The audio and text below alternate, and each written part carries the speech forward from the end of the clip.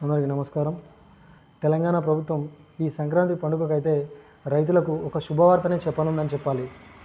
తెలంగాణ ప్రభుత్వం రైతు భరోసా నిధులను విడుదల చేయుటకు కసరత్తు చేస్తోంది.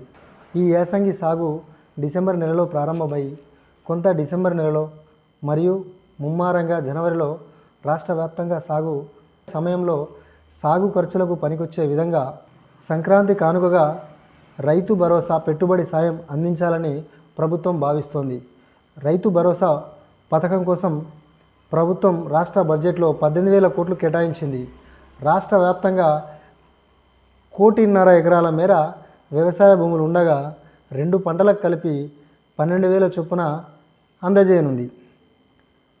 ఈ వానాకాలం సీజన్లో 69.40 లక్షల మంది రైతులకు 8,744 కోట్ల డబ్బును రైతు భరోసా రూపంలో ప్రభుత్వం పంపిణీ చేసింది.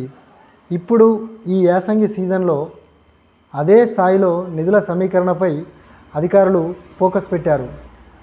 అదేవిధంగా గత కొద్ది రోజుల క్రితం తుమ్మల నాగేశ్వరరావు వ్యవసాయ శాఖ మంత్రి గారు సాగు ఎంతవరకైతే చేశారో అంత మట్టుకే రైతు భరోసా సాయం అందించాలని చెప్పేసి ఒక ప్రకటనను విడుదల చేశారు.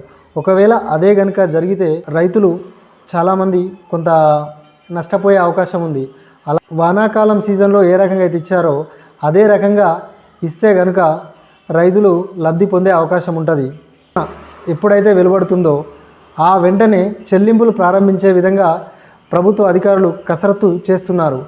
దీన్ని సంక్రాంతి కానుకగా జనవరి 2వ వారంలో ఈ ప్రక్రియ మొత్తంగా కంప్లీట్ చేసి సంక్రాంతి పండుగ సమయంలో రైతుల ఖాతాల్లో పెట్టుబడి సాయం జమ చేసేలా చర్యలు చేపడుతున్నారు. ఈ నెల 29 నుంచి అసెంబ్లీ శీతాకాల సమావేశాలు మొదలవుతున్న వేళ రైతు భరోసా రైతుల ఖాతాలోకి జమ చేసే తేదీపై స్పష్టత వచ్చే అవకాశం ఉంది. వ్యవసాయ శాఖ ఇట్టి విషయంపై ఎప్పటికప్పుడు రాష్ట్ర వ్యాప్తంగా సాగు లెక్కలు నమోదు చేస్తూనే ఉంది. ప్రస్తుతం యాసంగి సీజన్లో ఎంతమంది రైతులకు ఎన్ని ఎకరాలకు రైతు భరోసా వేయాల్సి వస్తుంది అనే దానిపై ఇంకా స్పష్టత రావాల్సి ఉంది. ఎకరానికి 6,000 చొప్పున మొత్తం అవసరమయ్యే నిధుల సమీకరణపై